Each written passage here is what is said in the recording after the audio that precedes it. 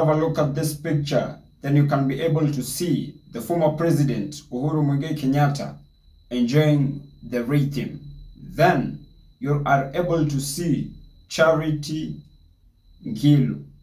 Then you're able to see Stephen Kalonzo Musyoka. And far right, I think you can be able to see Samido.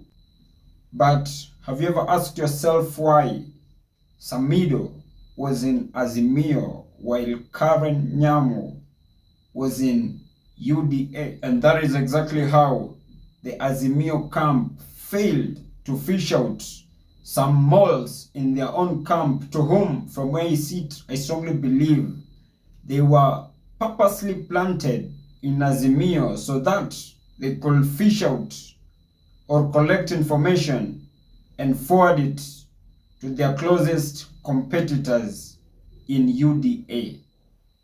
However pedestrian that view may seem to you, from where you sit, it really makes some sense. And if I'm just to speak a little bit of the loss that the Right Honorable and his entire Azimio camp suffered in the last general election, one thing that was evidently clear is that the Azimio brigade became overconfident to an extent that they fully trusted and believed that the former president, Uhuru Muigai Kenyatta, would fully deliver the deep state or the system, while their closest competitors in UDA went a notch higher to bag the IEBC commissioners. And having not learned from that, even in the NADCO meetings, the Right Honorable Raila Amolo Odinga was still downplayed. So that drives me to the point that if the elections were to be held as early as next year or as early as tomorrow, one thing that I'm sure of is the Right Honorable Raila Amolo Odinga may suffer another loss, simply because things are still the same. Where the Right Honorable and his entire camp failed is when they believed that the former president Uhuru Muigai Kenyatta will deliver and he was in full control of the deep state, while in real sense the former president Uhuru Muigai Kenyatta was just in control of the shell of the system, while in real sense the real deep state was under the current president's control. And this was evidently clear when they were launching their manifesto. I had an MP blatantly stating that akili yote yenye imeweka Uhuru kwa ofisi tuko nayo hapa.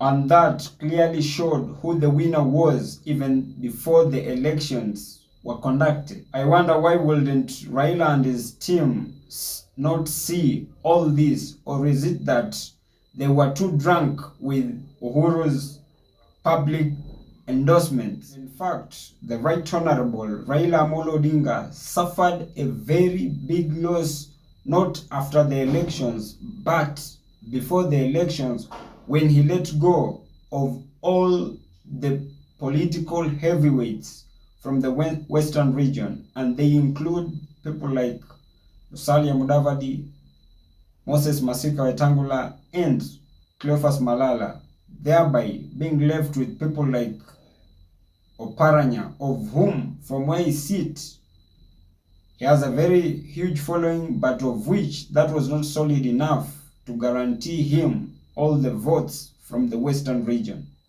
And however strong Raila believed Uhuru was, from where he sits, Uhuru remains to have been the weakest link in Jubilee, simply because immediately when the former president unofficially joined ODM, then the Jubilee had to rebrand itself to UDA. And guess what? All those members in Jubilee are today working for President William Samoei Ruto. And last but not least, all what I've said will be useless if at all I wouldn't mention of Jose Camargo. And from where you sit, you and I cannot dispute the cognizant fact that this man, Jose Camargo, played a very critical role in letting Azimio supporters not to lose elections, but not to agree with the results of the IEBC commission. But honestly, that has just been my opinion. If you do have a contrary opinion to mine, kindly feel free to drop them in the comment section and I'll give them a right of reply. And as I come to the penultimate part of this video, in case if you're watching me for the very first time, kindly just consider hitting on the subscribe button. If you have been watching my videos and you have not subscribed, kindly just consider hitting on the subscribe button. And more so, if you're watching me from a different platform, either Telegram, TikTok or Facebook, kindly just head on over to YouTube, search for Sultan Suddy.